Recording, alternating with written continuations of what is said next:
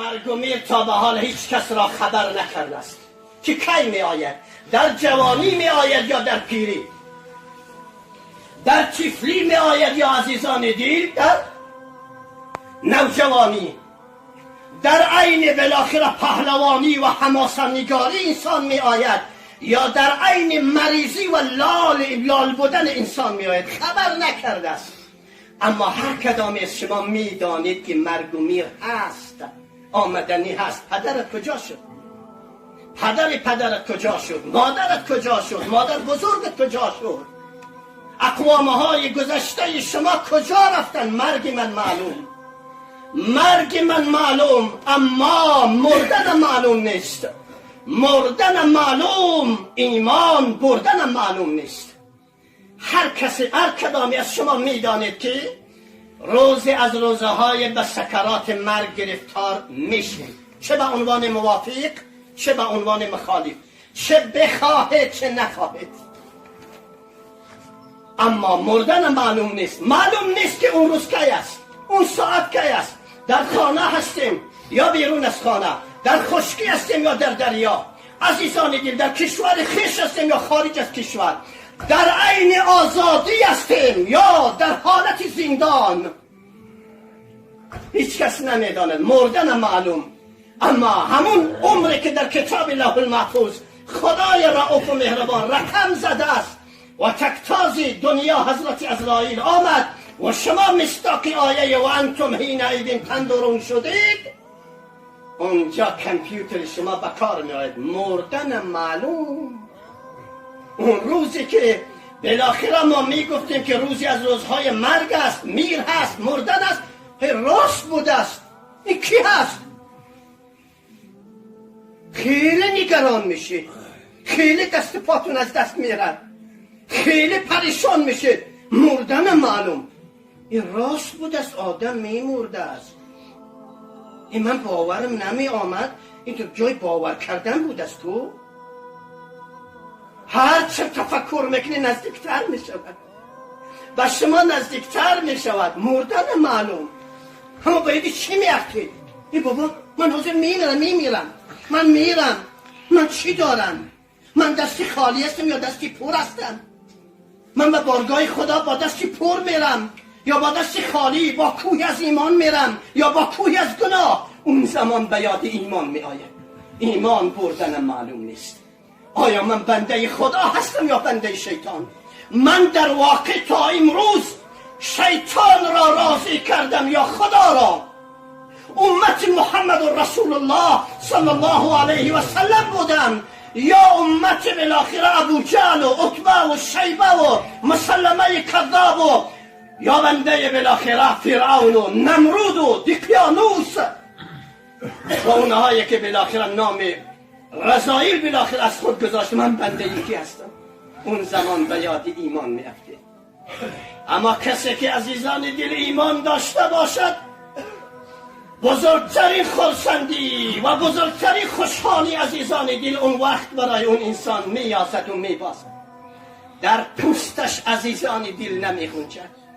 زمانی که یک انسان با هوس، یک انسان بالاخره با سنت سنیه حضرت رسول صلی الله علیه و سلم در عین بلاغت به پای نکاح می رود، به پای عقد نکاح می رود، یا عاشق و معشوق وقتی که با هم از کانال سنت سنیه حضرت رسول صلی الله علیه و سلم با هم وصل میشن، محب و محبوب با هم وصل میشن، چقدر خرسندی، چقدر شادمانی، چقدر فرحانی است و چقدر اون زمان عروس و داماد زیبا هستند، چقدر رنگ و رخسارهای زیبا، چقدر بالاخره قلمهای زیبا، چقدر قیافه های زیبا، چقدر لباس های زیبا، چقدر سرخ و سفید های زیبا و چقدر عروس و داماد اون روز را مینازند و میبالند.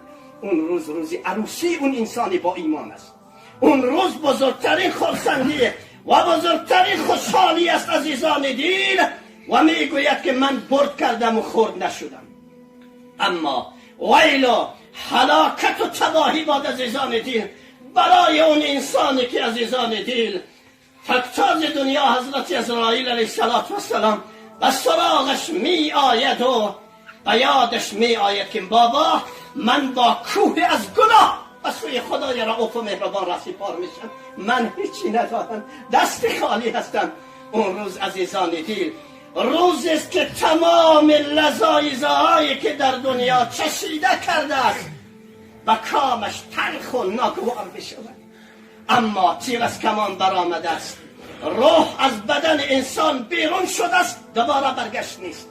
از این لحاظ شما امروز فرصت را غنیمت بدانید که فردا ندامت نیاید بکار. فردایی که حضرت عزرائیل رسید، فردایی که پنجه ملک الموت عازم حلقوم شما شد، فردایی که روح از بدن شما فاصله گرفت، والله که افسوس و پشیمانی به دردتان عزیزان دل نمیخورد. علاج واقع قبل از وقوع، قبل از اینکه شما تکتاز دنیا حضرت عزرائیل را به چشم سر ببینید، وقت توبه است، وقت استغفار است، وقت ندامت است، وقت پشیمانی است، وقت صلح و آشتی با رب العالمین است. همه بگوید استغفر الله، استغفر الله، باواتی بلند همه بگوید استغفر الله، استغفر الله، استغفر الله من کل ذنب. عزیزان دل همه وقت باید توبه بکنیم. از همه بنده مقرب ترین خدای رؤوف و مهربان محمد رسول الله صلی الله علیه و سلم بود، اما چنان استغفار میکرد، چنان نماز تهجد، چنان نماز نفل میخواند، زیر پاهایش عزیزان دل ورم میکردند. حضرت عایشه طاهره رضی الله تعالی عنها از حضرت رسول صلی الله علیه و سلم سوال کرد و یا رسول الله صلی الله علیه و سلم، مگر شما بنده مقرب خدا نیستی؟ مگر شما معصوم نیستی؟ مگر شما از گناه کبیره و صغیره پاک و صاف نیستی؟ گفت آره من بنده معصوم هستم، من از تمام گناه کبیره و صغیره پاک هستم، اما چرا اینقدر عذاب، چقدر اینقدر مشقت خود را میدهی؟ گفت نمیخوای که من بنده شکرگزار خدا باشم؟ دو چشم بینایی که خدا داده است، دو گوشی شنوایی که خدا داده است، زبان فصیح و بلیغی که خدا داده است، دست سالم، پای سالم، معده سالم، کلیه سالم، عقل سالم، اکسیژن، آفتاب، مهتاب، این نعمت‌هایی که خدا دادگی هست در مقابل این زحمت‌های من پوچ است، صفر است. هرچند خدا را اگر عمر نوح علیه السلام برای من محمد رسول الله عنایت بکند و من در ظرف 1040 سال فقط بر رکوع سجده خدا مشغول باشم با این نعمت‌هایی که خدا برای من داده است، حق خدا را نمیتونم بجا بیارم. شما نمیگذاری، نمیخوای که من بنده شکرگزار خدا باشم؟ شکر نعمتت افزون شود، کفر نعمت از کفت بیرون شود. ولئن شکرتم لازیدنکم ولئن کفرتم ان عذابی لشدید. صدق الله المولانا العظیم. عزیزان دل، از این لحاظ عزیزان دل، مرگ و میر اولین پایه است که تمام مشقت هایی که در دنیا شما داشتید در مقابل سکرات مرگ هیچ چیز عزیزان دل صفر می شود. قل یتوفاکم ملک الموت الذی وکل بکم ثم الی ربکم ترجعون. بعد از مرگ و میر چی؟ تکتاز دنیا آمد ما را قبضی رو کرد، بعد از مرگ و میر چی؟ ثم الیکم ترجعون. بعد از مرگ و میر شما به سوی خدا برمیگردید. یعنی چی؟ نگفت که بعد از مرگ و میر شما به خاک برمیگردید، بعد از مرگ و میر شما میپوسید و خاکستر میشید و خاکالود میشید. نگفت بعد از مرگ و میر ثم الیکم ترجعون، سپس به سوی خدای رؤوف و مهربان برمیگردید برای حساب و کتاب. یعنی حساب و کتاب شما در پیش است.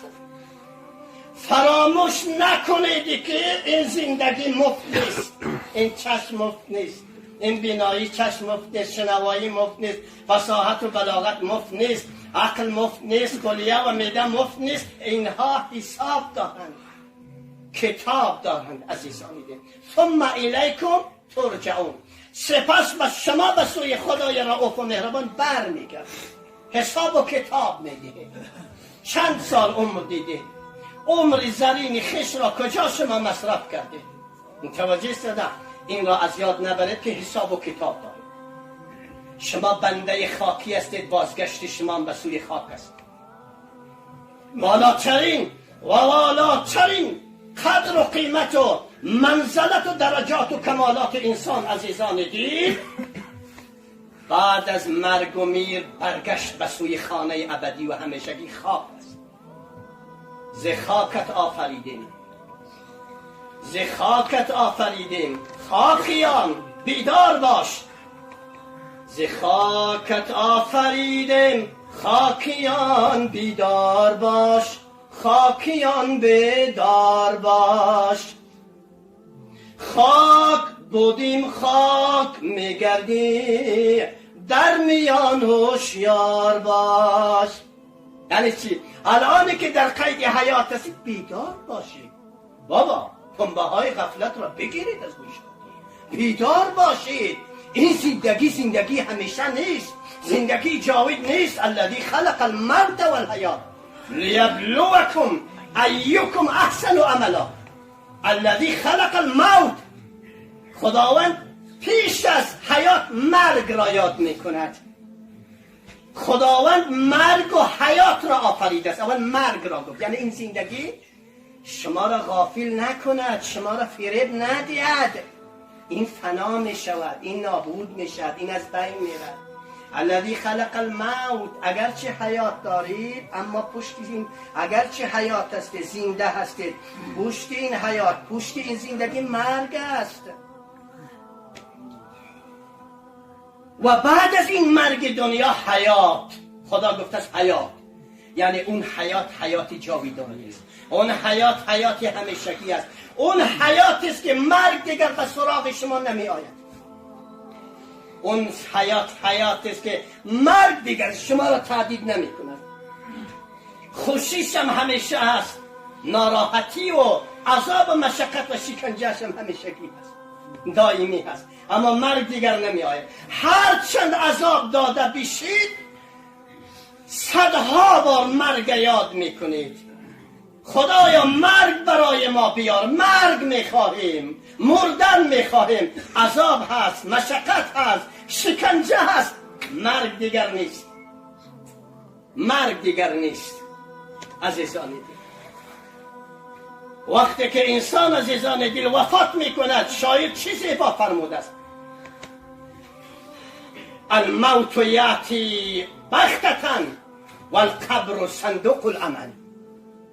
مرگ حتی محمد رسول الله صلی الله علیه و سلم را عزیزان دل خبر نکرد. وقتی تمام شد مرگ محمد رسول الله صلی الله علیه و سلم که مقربترین بنده خدای رؤوف و مهربان است خبر نکرد. ناگهان حمله آور شد. ناگهان در حجره حضرت عایشه طاهره بود که تکتاز دنیا به سراغش رسید.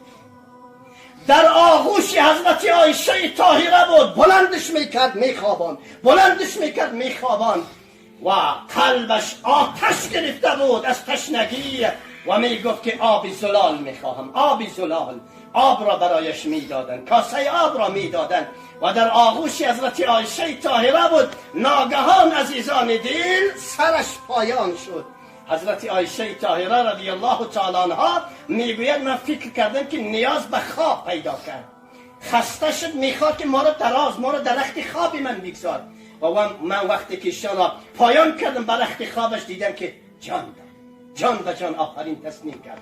الموت یاتی بغتة، ناگهان مرگ می آید. والقبر صندوق العمل، اما کامپیوتر شما در صندوق العمل که قبر شما هست بیدار می شود. بابا این کامپیوتر که خدا داده بود کجا مصرف کردیم؟ من با این کامپیوتر خدا خودم را بهشتی کردم یا دوزخی؟ خودم را اهل ایمان کردم یا اهل بالاخره کفر؟ خودم را اهل بهشت کردم یا اهل دوزخ؟ اونجا کامپیوترتان عزیزان دل بکار می آید. الموت یاتی بغتة والقبر صندوق العمل. از این لحاظ عزیزان دل همیشه به یاد مرگ باشید. مرگ به سراغ شما می آید.